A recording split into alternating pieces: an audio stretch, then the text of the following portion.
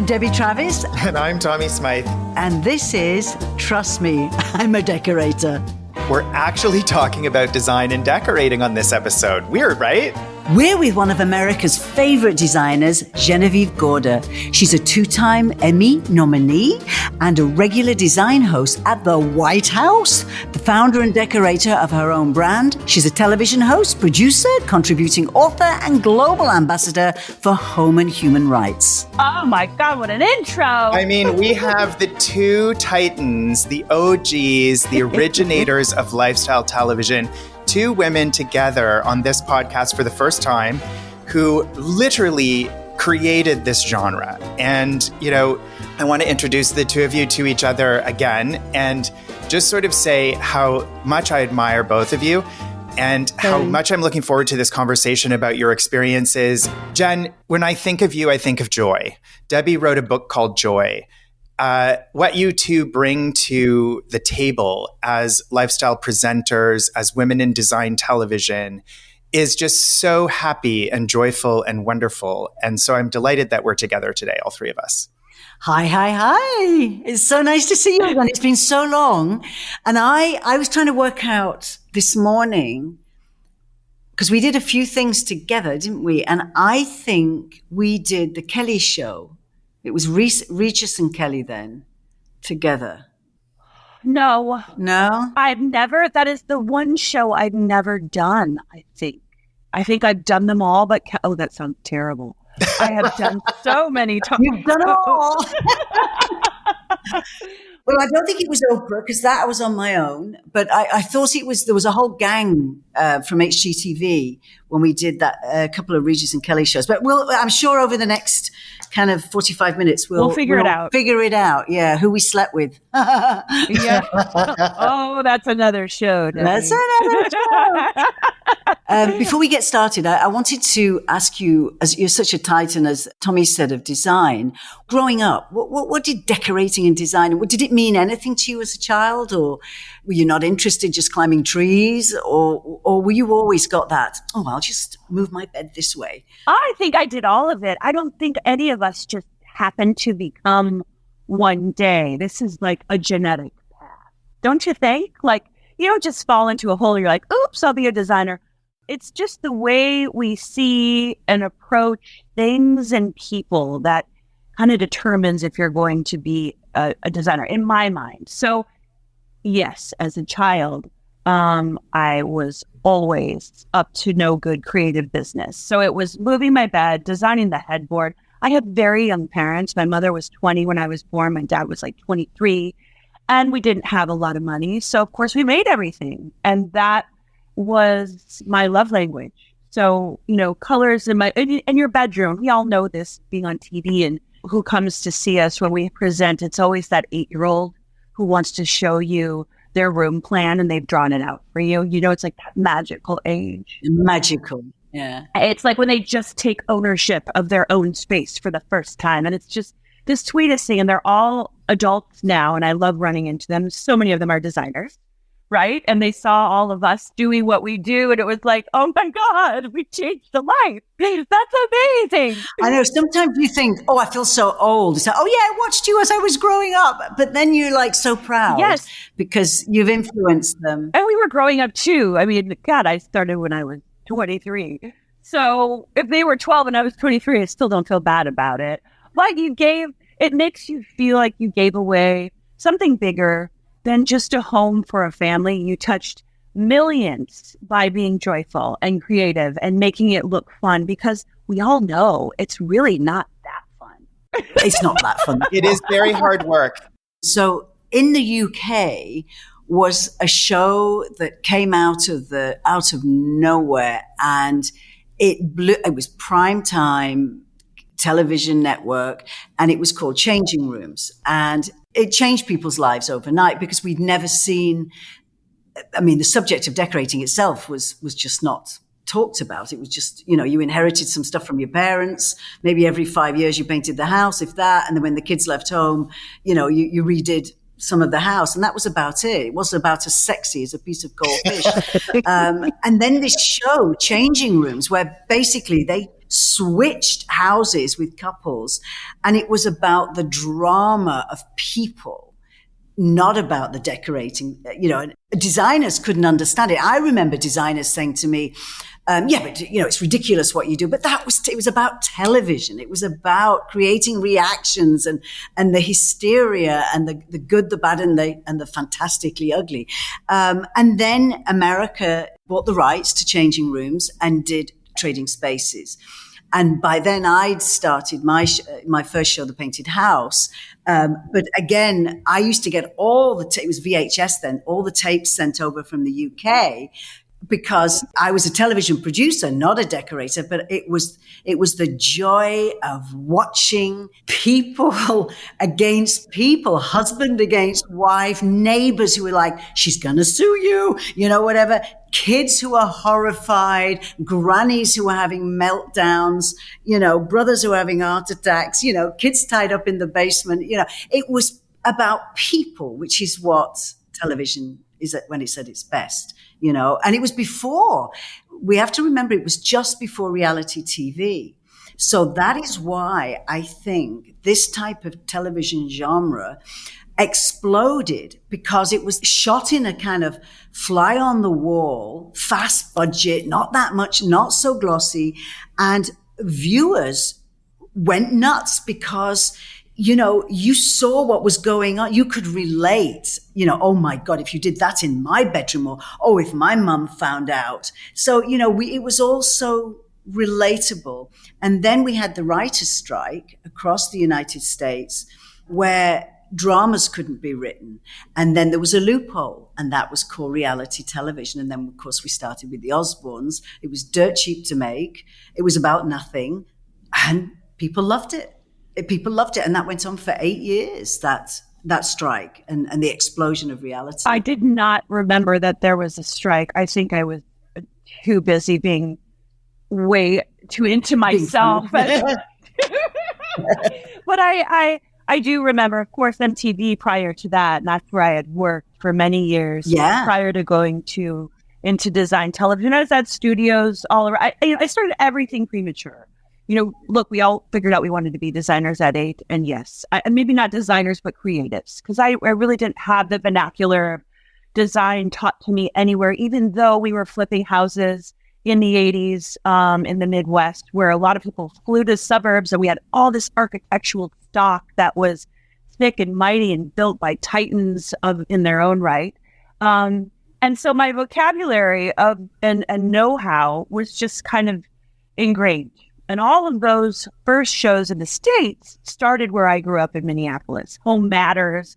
It was before the big HG reign. Yeah, before HG didn't exist. Right. And that's a very Midwest thing, is the DIY. Don't talk about it, just do it. Work for the glory of work. It's very Scandinavian too. So I didn't know it was a superpower until I came out east, where people didn't know how to, hang a picture on the wall. They'd pay someone to do it. They pay me.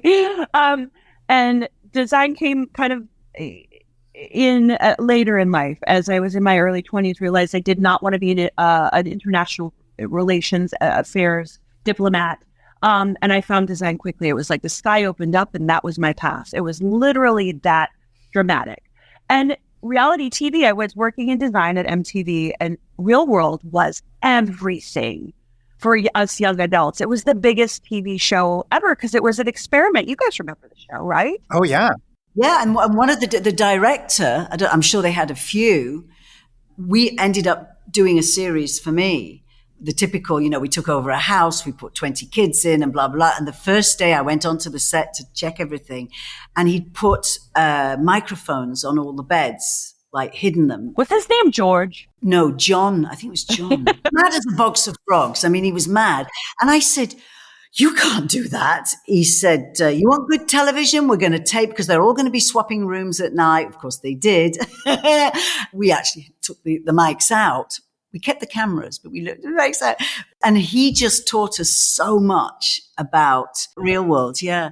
I think there's something very interesting, Jen, when you talk about like the fact that you had this sort of like aptitude for diplomacy.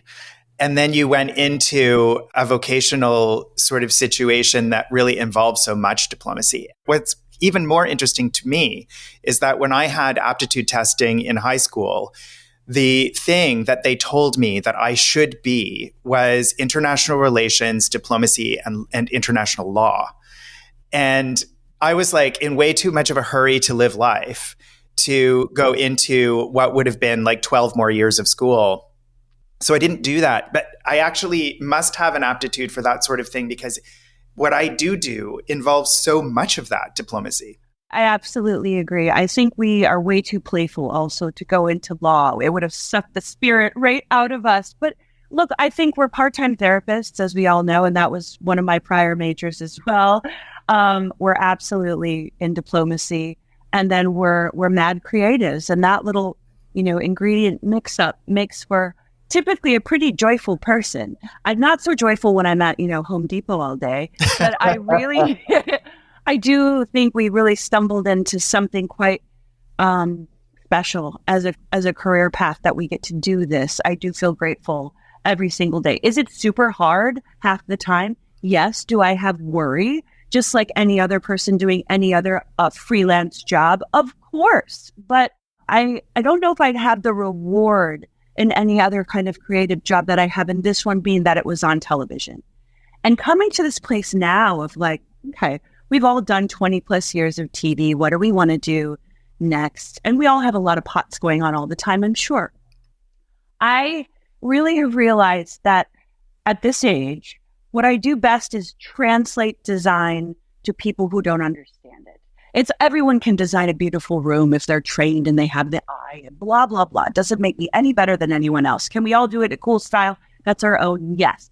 But I think truly, after meeting with so many designers too, the unicorn in us is that we're able to talk about it in a way that feels interesting. Because like we said, it's not half the time.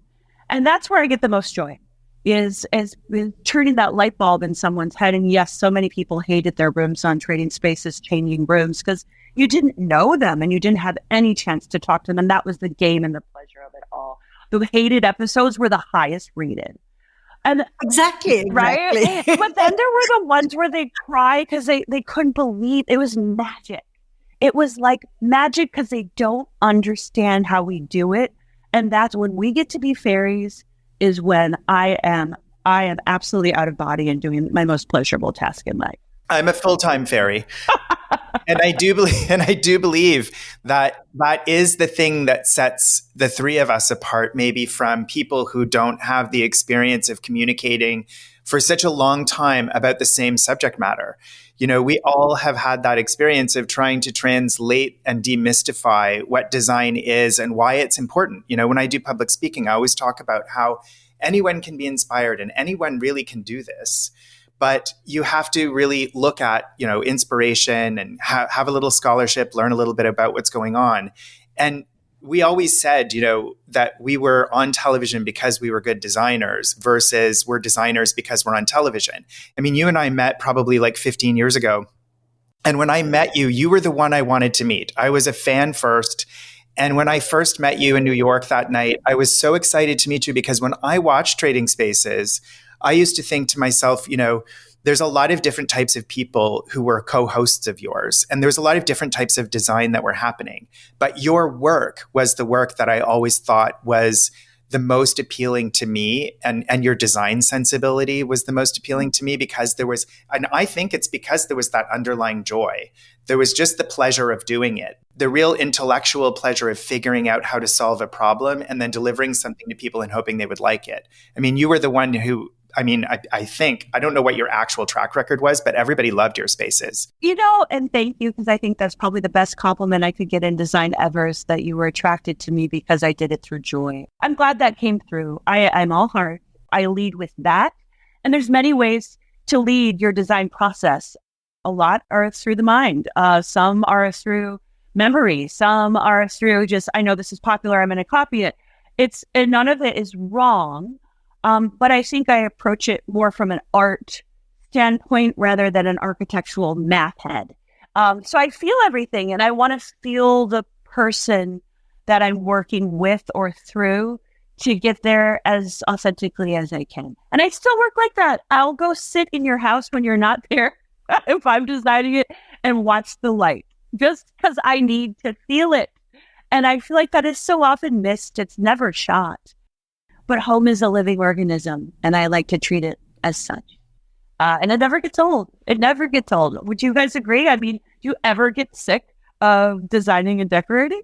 I don't. I mean, I do it every day. And when I think of both you and Debbie, I think of you as teachers. You're both so good at design. You both have extraordinary personal taste. And I think, that is something that is both born in and nurtured and developed. But first and foremost, in terms of your media careers, you are teachers. And I think that is something that universally people love, but I don't think it's something that every presenter who does lifestyle television brings to the table necessarily automatically. I think it is a calling in a person. Yeah. Agreed. But I think it's a mix. It's a real mix because television, is really I'm the opposite of you two. You two have got the talent, but me, I came from the television world, like behind making shows in England. And it's that magic mix. I remember, before I even had the shows, going to do home shopping in Florida. I think I was doing stencils and videos. I mean, like unbelievably dreadful at 2:00 in the morning, where half the audience is drunk or drugged up or something. And I'll have 10,000 of those stencils. No, you only need one.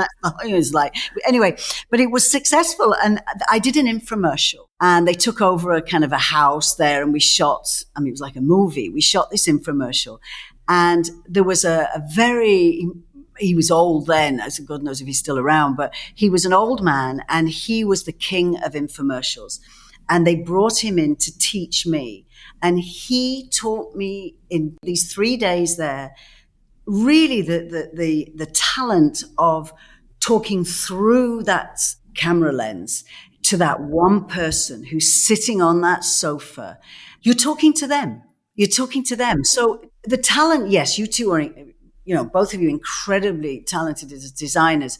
But I think what comes to it when you've got the teaching process going on is that sometimes it's that kind of, you're only one step ahead. Or in my case, I certainly was, of the viewer. I was practicing this stuff at home and you can do this and you can do this. And the authenticity of it all. You weren't in there like some lecturer saying, well, you never put blue with green and you never, you were like, oh my God, it works. Oh, and I think that was the joy of these shows that we were all like, as astounded if it did work and as miserable and, hide when it didn't. And I think the viewers at home, how this genre just exploded was they weren't these grand architects and designers who made you feel intimidated. It's like fashion in a way. We all feel intimidated walking into, a Versace store because the people working in there are smarter, cleaner, more dressed up than you are when you're walking off the street and you automatically feel small. Whereas this was the television version of design brought not only ratings and fun and excitement, but it also taught, I had hate mail from people going, I've been up this ladder for 2 months, you said I could do this in an hour, and that was the fun of live television because it was like you were going at it nonstop. But I think people did try and it changed everything, didn't it? The DIY exploded. It democratized design for sure. And I know in the States in particular, we hadn't really given ourselves permission to have beautiful things at home unless we are part of the 1%. It wasn't really even talked about. This industry was so tiny when we came in 2000, which is shocking considering the amount of money this country has. But the interiors were really not thought of unless you were in that 1% with perhaps a designer. They were practical. Right. They were practical and you inherited something from Granny and that was about it. Sure. And a history, which the States didn't really have in interiors. So it was more giving people permission, I think, than anything else. That it's okay, A, if your house doesn't look like everyone else's. B, to show how you feel and think through object and space. And C, to play.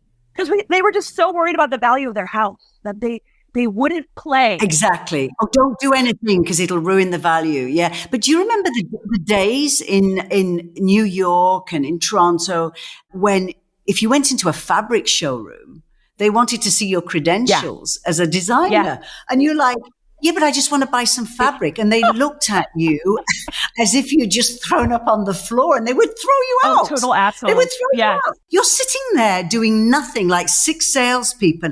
I've come in with my hard-earned money and I want to buy 20 yards or 20 meters of that fabric. And they're like, no, you can't do that. Well, that soon went out the window. I honestly didn't want to get into interiors. And it was my minor in college because of the very conservative, small thinking and style that I saw everywhere from designing women to the metropolitan home. I was like, this is so not my people. And when I came into it through television, and yes, I'd been practicing my whole life with all these houses we did growing up, and of course had an art education, but I was very hesitant to commit to interiors because I didn't think it was cool. And again, I'm coming from MTV and all the parties and the music and worked in the world of music for a long time, actually. So TV convinced me that through this practice, I could, kind of be the Midwestern person that I was, where it was like, everyone deserves everything. Let's all just get to work. And I could kind of punch through that waspy ceiling of what interiors were supposed to look like and how people were supposed to act. Because it was not sexy to me whatsoever. It was just snobby gross. We're just going to take a quick break. We'll be right back. I'm Sarah Burke, and I host the Women in Media podcast, where I'm exploring the challenges women face in the media spotlight and celebrating our triumphs. My guests come from radio, TV, news, and sports, and we'll cover topics like leadership, diversity, stereotypes, and more. Most of all, I'm looking to build a community through a space where we can discuss anything. The Women in Media podcast, available on Apple Podcasts, Spotify, Google Podcasts, or at womeninmedia.ca.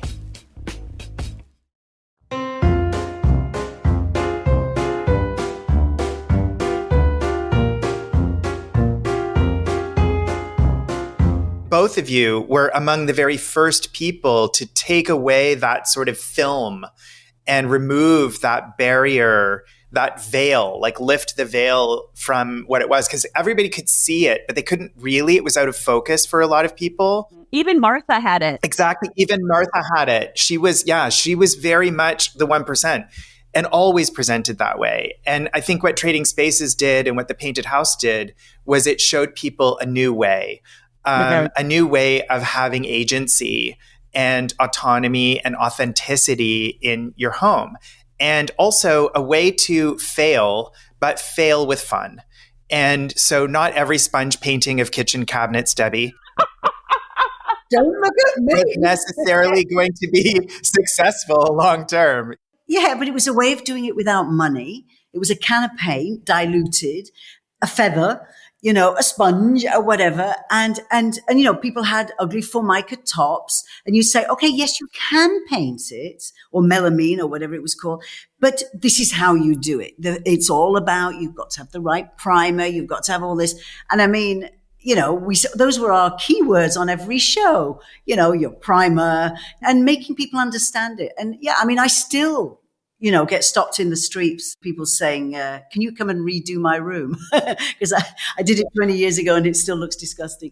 But it was also about having fun. The kids would go off, to some football game at the weekend with dad and mum would get her stuff out. And you didn't have to be an artist per se. You didn't have to be able to paint a picture of a face. You could say, yeah, I could make Granny's old table into a piece of marble. And when it's done well, it's an ancient art. It's been around forever and ever. If you go to, and it was that fun of it when you explain something with a picture. And when we used to travel around the world, and we came to Italy and we'd go into a church and you say, well, you see the marble on the Sistine Chapel. That's not marble. It couldn't. There was no way to hold that up. So that's paint. I mean, I remember going to Henry Bendel's in New York. Do you remember the department store? And never went into the store. I used to hang out on the back stairs I was asked to leave several times because the back hallway, if you took the stairs, not the elevator, was faux stone. And to me, I spent hours, I'd go to New York to do stuff, and then I'd go in there, feeling it and touching it and working out how they did the trompe-l'oeil and how did they get that angle and there was a system to it. It's a shadow, and once you'd worked out, because there was no books showing you how to do it. Okay, but how do I, that faux paneling? I remember going to a restaurant in New York and it was all paneled. And then I spent the whole meal wiping my hands over the walls because it was flat. And it was like, this has been done for centuries and it's so clever, but it's so simple and it costs nothing, and what was, I think, so successful in North America was the average person lived in a square box. They lived without much molding. They lived in, an apartment building with square boxes, Okay, so I'll show you how they paint a baseboard on a wall in Italy, which is around me now, it's called a battescopper. It was where battescopper means the mop, hits the wall. So it was a band of color with a shadow on the top. I can show you how to do that. And it costs nothing. Oh, yeah. I mean, I'm getting excited now, because it was a thrill. It's amazing to see that passion doesn't leave, like here's Debbie Travis talking about her years on the Painted House and where the inspiration came from for that OG show. I mean, Jen, what's got you jazzed right now? I always have to be doing a lot of different things to keep interested. I don't know about you guys, but I think maybe this is especially coming in through television first and then building my business later, that I always need many pots going. So I have a couple shows in development right now. We start shooting in the spring, which I'm always very excited about. I'm trying to take ownership of a lot of the video that I create now. So it's creating little mini networks in themselves and building armies so that I'm not just giving away forever and hired work for a season and then, oops, we're done. I want to have some control as we're now in the middle of our lives. We deserve that. I think we've earned that, right? Absolutely. I still get excited like Debbie does about turning those light bulbs on in people's heads. It's not so much the process itself, but that they get it. Oh, I've never seen that before. And I get it. And you've changed how I think. So I always practice a couple privates a year. They have to be incredibly good humans because my time needs to be spent with good energy at this point. I don't just need to do it for work's sake. I want to do it because creatively it's interesting. Right now I'm working on a loft in the Upper East Side. They said, just make it look like Wes Anderson. And they went back to LA and they're like, that's fun. I love that assignment. Oh, wow. Now that's a great, yeah. That gets me really excited. And then actually having my hand in making collections. So rugs and fabrics and wallpapers, that pattern and graphic design never gets stale for me. That's my quiet work. As a super extrovert who loves being on a crew and the big, exciting energy of television, which is just absolutely my favorite way to work, I also need that introverted creative time where I'm quiet and I'm drawing and I'm nerdy and I don't need to explain anything. I'm just nerding out with my music and my pen. Like that's also a very happy place. But I've learned through COVID, especially like what percentage of the pie that can actually be before I wilt, right? And for like maybe a fine artist, that could be 99% of the pie.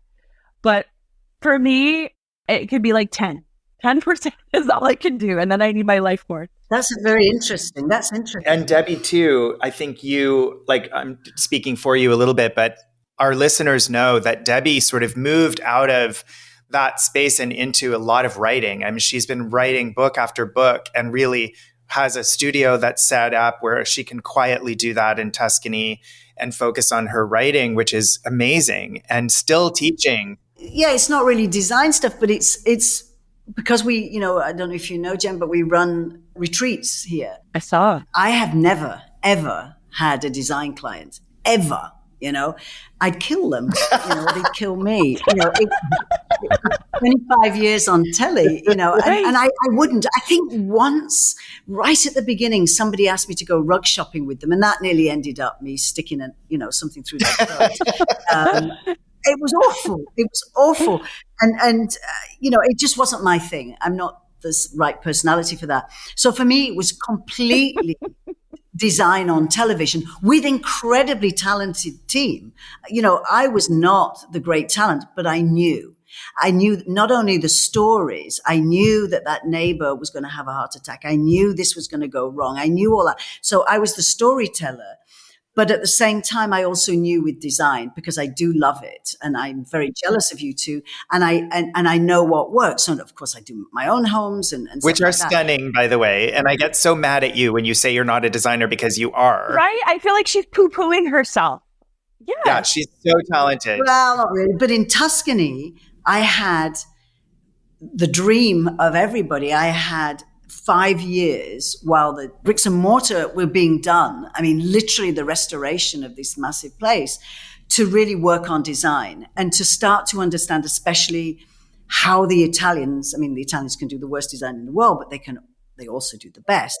So I went every year to Il Salone, which is the largest design show. It's 25 pavilions of nothing but design, from lighting to kitchens to bathrooms to stone to tile to furniture, where literally gorgeous men in Armani suits are sobbing at the end of the day, because, you know, it's such hard work to go from place to place, you know. And I actually took a friend from San Francisco once with me, and I said, do you want to go around this show with me? And and her name was Debbie as well, and she called it Death by Debbie. She said, this is the worst experience of my life. Because in those days, it was before you were given a key with a company's designs on. You were given pamphlets and brochures and catalogs, and you'd be walking out like a donkey, you know, with bag after bag, and overwhelmingly, I mean, you were just overwhelmed. And then you'd go to bed at 6:00 in your hotel room, ripping out pages going, this is what I want here.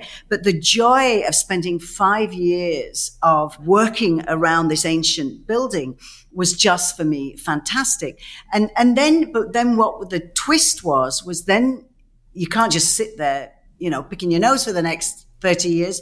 So I said, well, let's invite other people. I don't want to be alone here with him indoors, as we say in England. The miserable bugger in the kitchen at the moment. But no, I wanted to share it. And joy, just like you two, when you have a finished home and you show it, whether it's on television or it's a client, that joy I see every single time when the doors open and 20 women walk in and I show each one their room. Which you have created. Yes, and I've designed it around what women want. Exactly, because when you're tired and you're traveling and life is maybe not so good at the moment and you're broken in certain parts and you walk in that room, and I'm going to cry now, somebody has cared. And they're not some, you know, Ritz hotel thing. They're simple, but they're everything in there matters. Do you know what that means, Debbie? It means you're a designer, because that's what we do. Jen. Oh. Thanks, Jen. Yes, thank you. If you're enjoying this podcast, please rate us, send in a review, and make sure you're subscribed on Apple Podcasts, Spotify, iHeartRadio, or wherever you get your podcasts.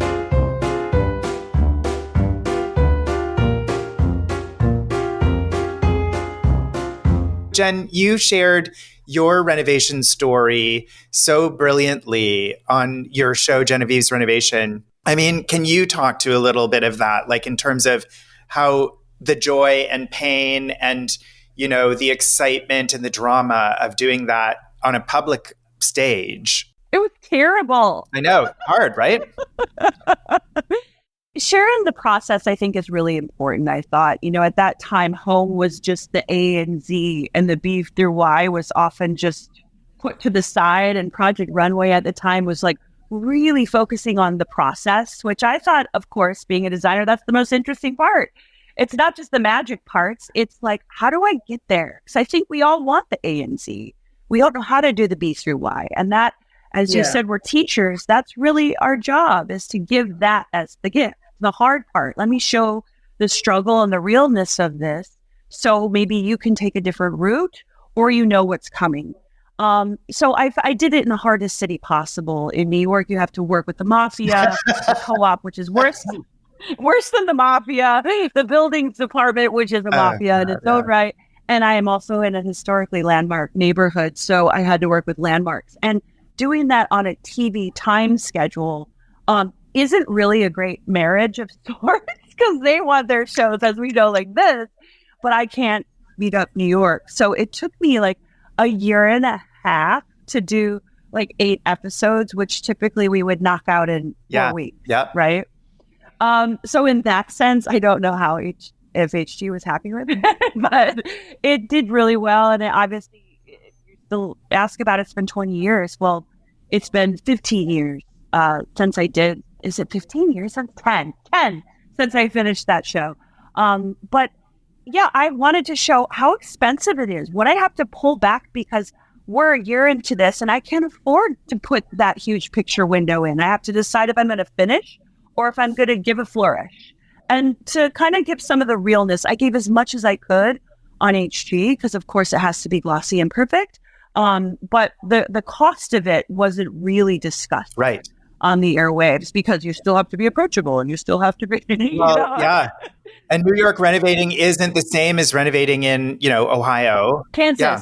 No, it's totally different. But I love sharing the ugly part and struggling and being real and authentic about it. And Debbie, I love what you're doing. It is the next chapter for me as well, is creating destinations for people to come and experience not only your work, but to create classes and to keep teaching and bring in all the people you love to keep teaching them and having a little vacation at the same time. I think it's genius. Exactly. It's lots of wine. But that's what kind of gets you going. And, for me, I think one of the biggest shocks of going from, television, where you've got hair and makeup. My children, who resent me dreadfully now, never had a breakfast growing up without somebody blow drying my hair. And I'm like, how's your homework? No, I can't make cookies now. Because I was always going to the set and the makeup artists, and the kids were like, Mom, can you move the brushes? They're in my cereal, and have a nice day, dear. And that was how I started my day. And then suddenly, after all these years, it's like, who's going to brush my hair? So I did a series called Dolce Debbie about, it was for Oprah, a 6-part series on the renovation here. But because it was so far away and costly to do, we had crews that would come in once or twice a year. And by the time the crew came, and it was a small crew, smaller than I'd ever worked with, I didn't have time to even brush my hair. And of course, when I saw the first footage, and I'm like, fuck, look, oh my God, you can't use that. But then can you put a filter on? Can you do the, because suddenly you go from, having your hair done in the morning to this, you're in a ditch and you're sobbing, and it was real. And they just followed me. And you think I was as naive as everybody. I was like, oh, they'll never use that. And the rows and the arguments, and that's the realness. Yeah, you always fight. Oh, the realness of it. And running out of money. And my husband, Hans, was in Toronto or somewhere in Canada and filming there with other productions we did. And we'd have these calls. I don't know if it was Zoom. Did they have Zoom 6-7 years ago, 8 years ago? Skype. That's it. Oh my God, how we've moved on. And he would be so angry with me, saying, you spend what on stone? Are you kidding? You could buy a car for that. And I'm like, that's gold. Not telling him, but there was a camera crew there and on my end filming it all. And of course it all made it into the show. And there was one scene where it had rained and rained. And, people imagine Tuscany as tinted glasses. And it was February and it was soaking wet and there was no gravel down.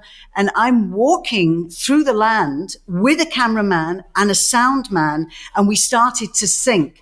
And we, all three of us, the cameraman, the sound man, sunk into the mud. And I just had my hip done. And I thought, I'm going to pull my hip out.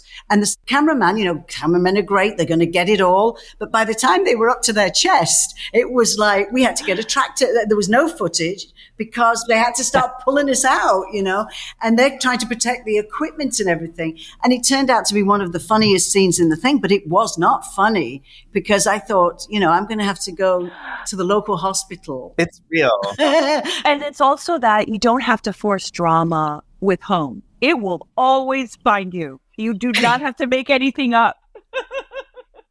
Yeah. And you know, I think that was the great thing about those shows, Trading Spaces and Changing Rooms and stuff. People said, did you make this stuff up? And you just could not explain enough that no, you didn't, because when you put human beings under the stress of a renovation, it's bad enough when you're doing it over a year, but when you're doing it in 4 days, shit happens. It has to happen. That's the beauty of those shows, for sure. Well, speaking of shit happens, I want to say I've barely said anything on this episode because it has been such a joy.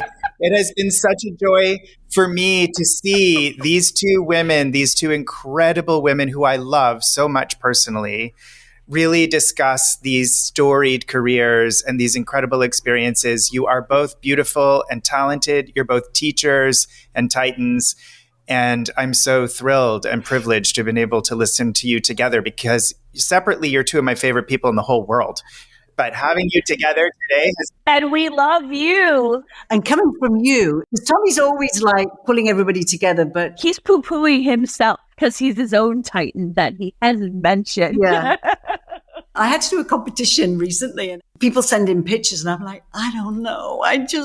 Tommy, what would you do at 7 o'clock in the morning? Can you design this room for me in 5 minutes? I think we all need to have a drink at Debbie's house. And I think this needs to continue. We will. That would be amazing. The next time we are all together, let's make it at Villa Ragnella. Jen, thank you for being with us today. We are so grateful and I'm so happy to see your beautiful face. And next time I'm in New York, we're going to have another little patio session. Get your butt over here. I miss you. And Debbie, I am now your friend. So be prepared to see me. Come on over. Bring a group, you know, because you can do a I'll group. bring a bottle and a group. A bottle and a group of women. Dear. That would be great. And Tommy, of course. Thank you so much. Bye, guys.